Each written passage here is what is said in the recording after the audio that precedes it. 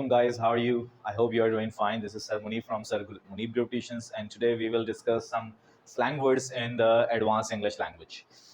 As you are very well known about it, I always teach unique structures and different type of structure. But today, on a perfect demand of someone, I'm just trying to tell you all the informal and slang words that we usually use and we can use if you want to improve your English, if you want to impress someone, if you want to talk with your friends in a public gathering and you want to talk about the differently, then you will use such type of slang words.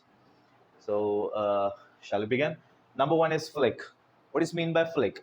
Flick हम तब इस्तेमाल करते हैं जब हमें किसी से ये पूछना है या किसी को ये बताना है कि भाई चलो आओ फिल्म देखते हैं.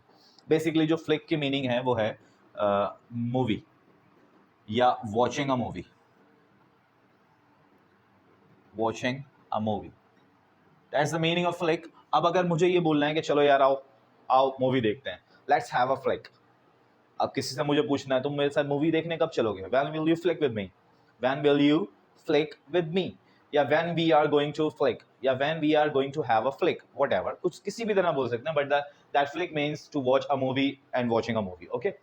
Number 2 is wasted. वेस्टेड आपने नॉर्मली जब हम लोग GTA खेलते थे तो उसमें लिखा हुआ आता था, जब वो डूब जाता था या पकड़ा जाता था या पानी में नॉर्मली जब वो डूब जाता था तो उसमें वेस्टेड लिखा हुआ आता था.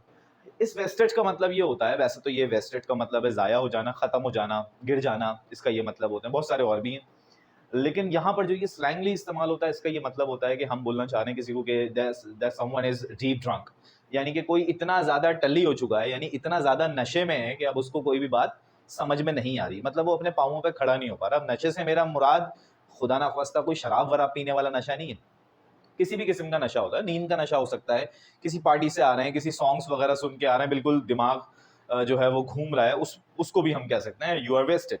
तुम्हें समझ नहीं आ रही है, किसी से बात कर रहे हैं, कोई 2 रातों से जागा हुआ, उससे बोले हाँ भाई अपना नंबर बताना, वो घर का नंबर बता रहा है, तुम कहाँ रहते हो, वो अपनी एज बता रहा है, तो इसको कहेंगे you are wasted now, there is no matter to talk with you.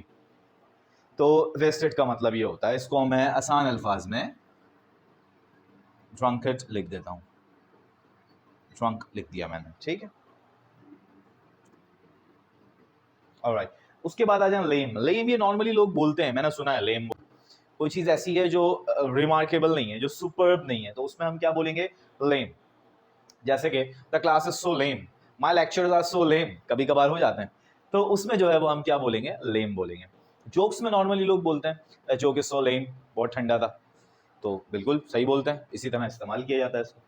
उसके बाद फ्लेकी. फ्लेकी किसी के साथ एडजेक्टिव एज एडजेक्टिव लगता है, किसी बंदे के साथ, किसी पर्सनालिटी के साथ. इस फ्लेकी का मतलब होता है कि कोई इंसान जो अपना फैसला नहीं कर पा रहा हो कि उसको क्या करना है. मिसाल के तौर पे कोई बंदा है कि वो हमेशा टाइम देता है कि मैं 8 बजे आ जाऊंगा, लेकिन वो कभी भी 8 बजे नहीं आता. कोई इंसान है वो कहता है कि मैं जिम जाऊंगा, लेकिन वो कभी भी जिम नहीं जाता. कोई कहता है मैं नमाजें पढ़ूंगा, लेकिन वो कभी भी नमाजें नहीं पढ़ता. तो that guy is the flaky one. तो you are so flaky, you never come on time, तुम बहुत फ्लेकी हो, तुम कभी भी टाइम पे नहीं आते, तो उसके साथ हम फ्लेकी यूज कर सकते हैं. उसके बाद आ जाए सख्त. जैसे कि हमने बात करी कि भाई सख्त जो है इसका मतलब होता है, बहुत सारे लोग बोलते हैं, मैंने फिल्म्स में भी सुना है, बहुत लोगों के मुंह से भी सुना है, आई एम सो सख्त. इस सख्त को हम नॉर्मली कहाँ यूज करते हैं कि अगर हमने कोई ऐसी एक्टिविटी करी है जिसके बाद आप एग्जॉस्टेड हो गए हो पूरी तरह, जिसके बाद आपको कोई भी आपकी लाइफ में जो एंथुसियाज्म था, एनर्जी थी आपकी डे की, वो पूरी डिस्ट्रॉय हो चुकी है, तो अब आप क्या बोलेंगे, आई एम सो सख्त. क्लास लेने के 1 घंटे बाद आपसे पूछ रहा हूँ हाउ आर यू फीलिंग, तो स्टूडेंट कह रहे हैं कि वी आर सो सख्त. ऐसा भी हो सकता है. उसके बाद है चीज़ी. ये बड़ा मजे का है, ये रोमांस के लिए हम इस्तेमाल करते हैं नॉर्मली. मिसाल के तौर पे कोई कोई इंसान इस तरह की रोमांटिक बातें कर रहा है जो फ्लैटरिंग है, क्वाइट फ्लैटरिंग है. अक्सर बातें करते हैं ना, फिल्मी बातें करते हैं लोग, चांद ले आऊंगा, और क्या होता है, और दिल निकाल के रख दूंगा, ठीक है ना, दिल छोड़ो बिल नहीं दे सकता, वो जो कह रहे हैं ना दिल निकाल के रख दूंगा, वो बिल नहीं दे सकता. बहरहाल, और चांद ले आऊंगा जमीन पे, तुम कहो तो जान दे दूं, ठीक है, तो पता नहीं कौन सी जान कह रहा है वो, कभी भी नहीं देगा.